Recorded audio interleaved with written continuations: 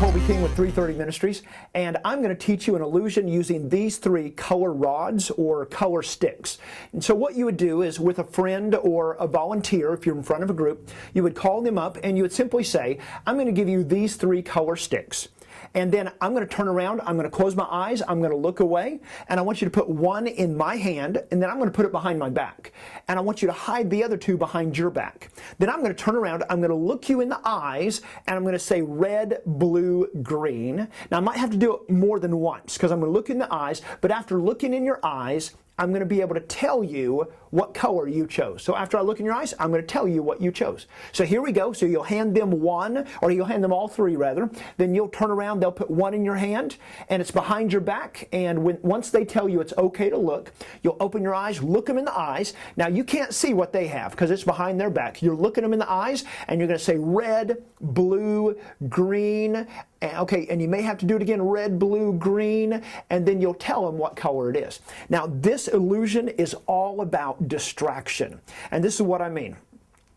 Looking in their eyes has nothing to do with you knowing what color is behind your back. Okay, here's the secret. In fact, sometimes I'll say, okay, I'm not going to look in your eyes with another volunteer. I'm just going to close my eyes. I'm going to listen to your voice. Okay, say red, blue, green. And they say red, blue, green.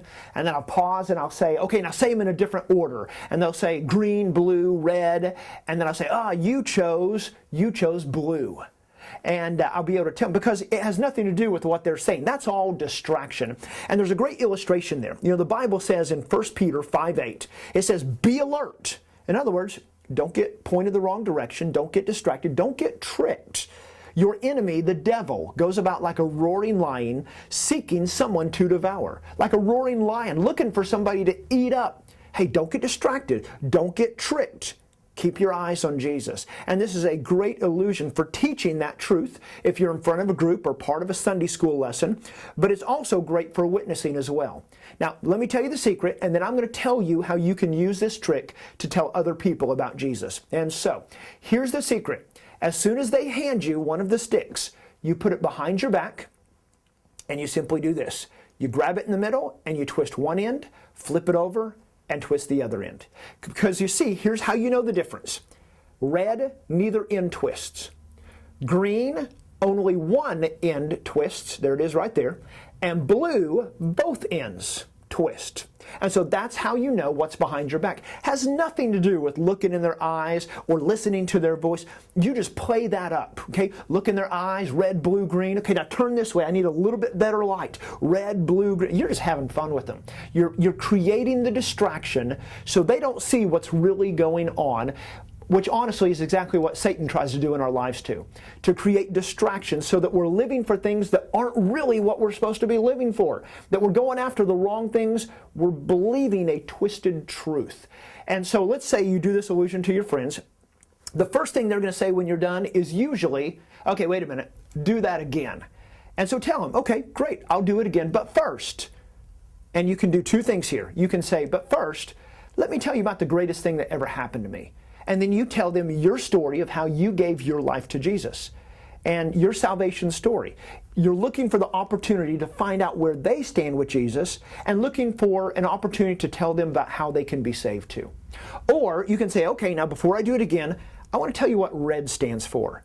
And red stands for how Jesus died on the cross, but he didn't stay dead. He rose again, and he did that to take the punishment for our sin so that we can be forgiven if we're willing to give our lives to him, so that we can know for sure that we're going to heaven. Hey, do you know that? And so red is about Jesus. And so then you do the trick again, and they say, okay, do it again. You say, okay, but before I do, let me tell you what green stands for.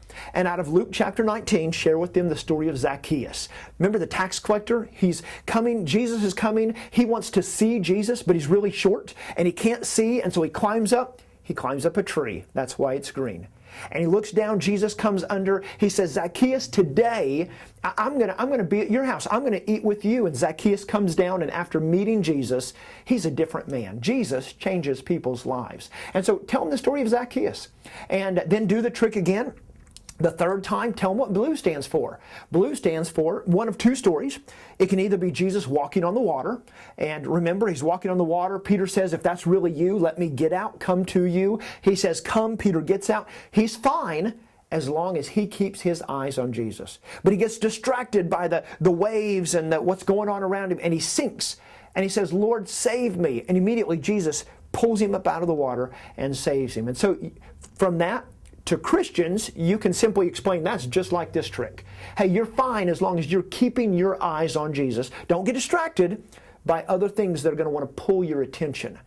Keep your eyes on Jesus. Or to someone that doesn't know Jesus, when he sank down, he said, Lord, save me. And immediately, what did Jesus do? Well, the Bible says, whoever calls on the name of the Lord will be saved. You get to share salvation with them. Or you can talk about Jesus calming the storm. Remember, he's with the disciples. They're in the boat. He's in the back. He's asleep on a pillow. The storm is raging. The disciples, they're scared. They're fishermen, but they're afraid, hey, we're going to die. And so they wake him up, and what does Jesus do? He looks out, and he says, hush, be still. And immediately the storm stops. You know, I was scared, just like the disciples. I was scared I was going to die. The reason I was scared was because I had no idea what was going to happen after I died. But then I heard about Jesus, and I gave my life to Jesus. And because of that, I'm not scared of death anymore. Jesus took my fear away. He stilled it. He put it away because I know for sure I'm going to heaven. How about you? And so there's multiple ways. You can use it to tell Bible stories.